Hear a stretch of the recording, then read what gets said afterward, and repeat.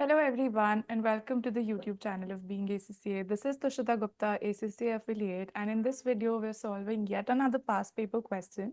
You can see this in front of you. It is Hawker Company question.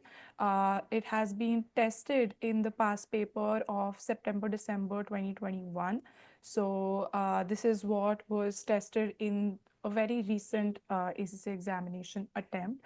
Let us get started. If you people want the reference from the kit, it is 290 from your kit. Um, Okay, so whenever we get started with any section C question, always and always, the very first thing that we do is we go for the reading of the ultimate requirements. So what are the final requirements that the question is asking us? We will first read that and then we will go for the longer case study reading. So let's see. First part requires us to evaluate whether Hawker Company should use leasing or borrowing as a source of finance for the new vehicle. This is a 10 marks requirement. So the concept that we have studied, lease versus buy, that is what we will be putting to use. We will be calculating the NPV using both the methods, if the company buys the machine, if versus if it leases the machine. Then you have part B, where you have to discuss two reasons other than possible after tax cost advantages why Hawker Company may choose to lease rather than buy the new delivery vehicle. This is a 4-marker requirement. Two reasons explained for 2 marks of details each. Discuss 3 advantages of using NPV rather than IRR in investment appraisal.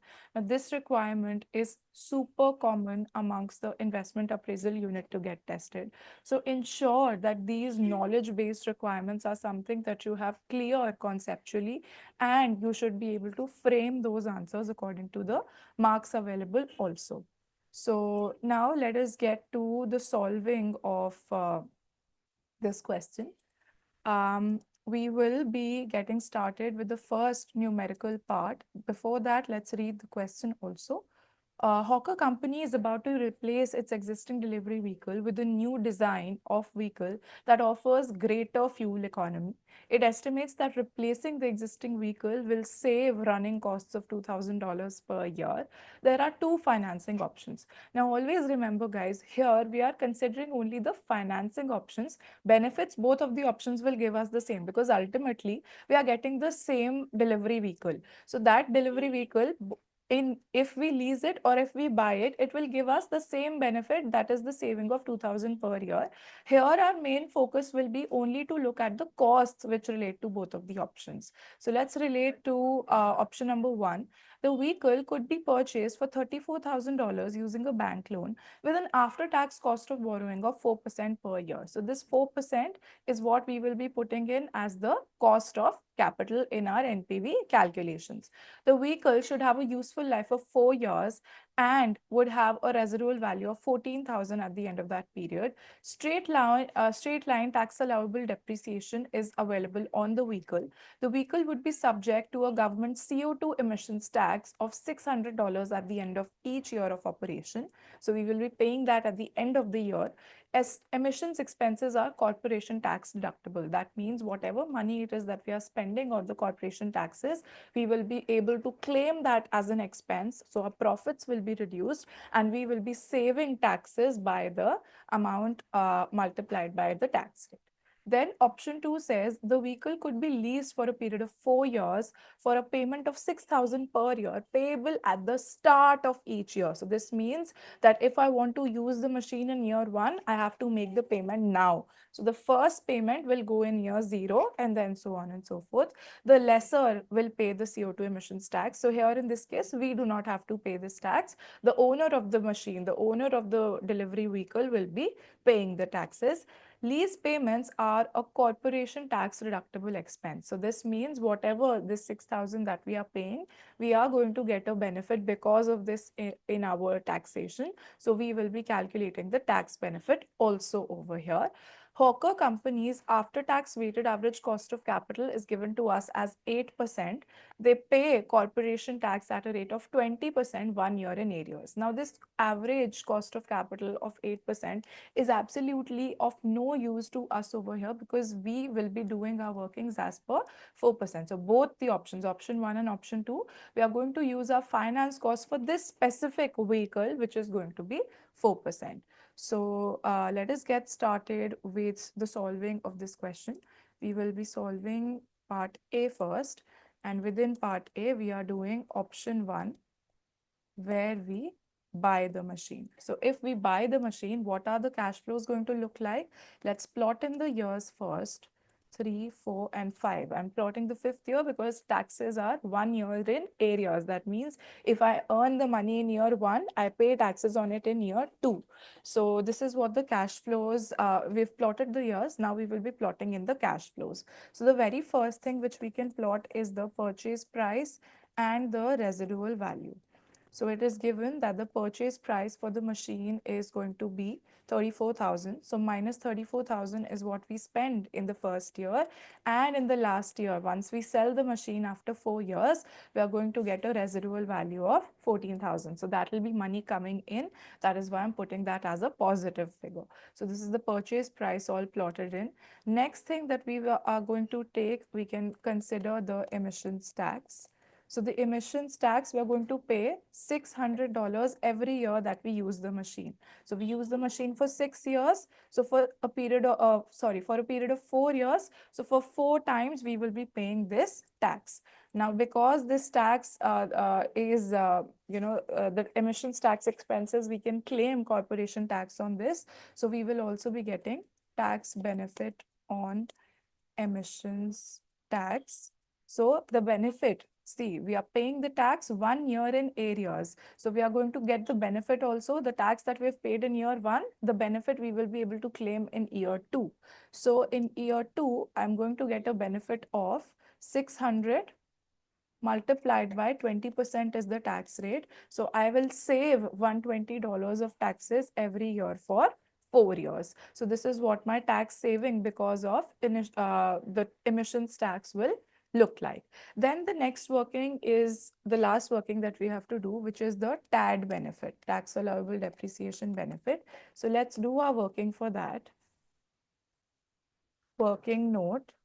Here we are doing our numbers which relate to the tax allowable depreciation calculation. Now here we are using the straight line method. So in the straight line method, we have the working as you take your initial investment, which is 34,000. From that, you take away the scrap value, which is given to us as 14,000, and you divide that by the number of years that you use the machine, which is going to be 4 years. So 5,000 is the depreciation that you're going to be charging every year. So if this is the depreciation amount, the benefit that we will be getting will be 20% of this figure. So 20% we get TAD benefit. This benefit is going to remain the same for 4 years. So we get TAD benefit of 1,000, which we will be getting from year 2 onwards, because in the first year we will charge depreciation. We pay taxes 1 year later. So we will be getting $1,000 as the TAD benefit. So we will get this in year 4, and the last we will get in year 5. So this is what my TAD benefits are going to look like. Now I can calculate my net cash flows. My net cash flows are going to be the sum from the top till the bottom. So I'll use the sum function and hit enter. I can copy this to the remainder of the cells. So this is what my net cash flows are going to look like. Now I can simply use the NPV formula to calculate the present value. So I will put equals NPV. I'll enter the rate. Rate is given to us as 4%. It's already after tax, so I do not have to make any adjustments. Then I select all of the cash flows right from year 1 till the last year. And then I will manually subtract my initial investment. Since I've already put initial investment as negative, I will be using a plus sign and not the minus sign, because if I use the minus sign again, minus minus will become plus. I actually want to subtract this. So I will put the plus sign and it will by default get subtracted. So this is what your NPV for the first case is going to look like. If the business goes for the buying option, then this is the NPV. This is the cost that they will have to incur. Now let us move towards option 2, where we are considering the option for leasing the machine. leasing the delivery vehicle. So if we go for a lease, again, let's plot in our years 0, 1, 2, 3, 4, and 5. Okay. So here there are only two relevant cash flows. One is the lease payments that we do, and second is the tax benefit that we get on the payments, tax benefit of lease payment. So the lease payments that we are doing is 6,000 per year, and they are to be done at the start of each year. So if I want to use the machine in year 1, I have to make the payment in beginning, which is going to be 6,000. So this 6,000 is what I will have to pay 4 times, one for a period of 4 years. So this is what my lease payments are going to look like. Next, I'm going to take for the benefits. So according to the books of accounts, this 6,000 we have paid for the first year. So in our books of accounts, we follow the matching principle. This is an expense for the first year. So in our books of accounts also, we will be charging this in the first year. Now, if we are charging this amount in the first year, the tax that we are paying happens in the next year. So 1 year later to the first year is the second year. So in the second year is where we will be getting the first benefit. So 6,000 multiplied by 20%. This is the benefit that we will be getting, and we have made the payment 4 times. So we will also be getting the benefit 4 times. So this is how the cash flows are going to look like in the leasing option. So let's calculate the net cash flows. So the net cash flows are going to look like this. So use the sum function and then copy paste the formula to the remainder of the cells, which is going to be this much. Then we use the NPV formula equals NPV. We use the same rate, which was 4%. We take the cash flows from year 1 till the very last year, which is year 5, and then we manually subtract our initial investment of 6,000. So this is what your NPV for the second case is going to look like. It's going to be 18,462. So this means if the business goes for the option of leasing, this is the amount of expense that they will have to incur. Now, as a business, we are always striving to reduce our costs. So whichever method is giving us lesser cost, buying versus leasing. So we can clearly see buying takes us 20,000 and leasing takes us 18,000.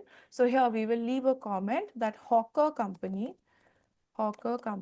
should go ahead with the leasing option as it is cheaper.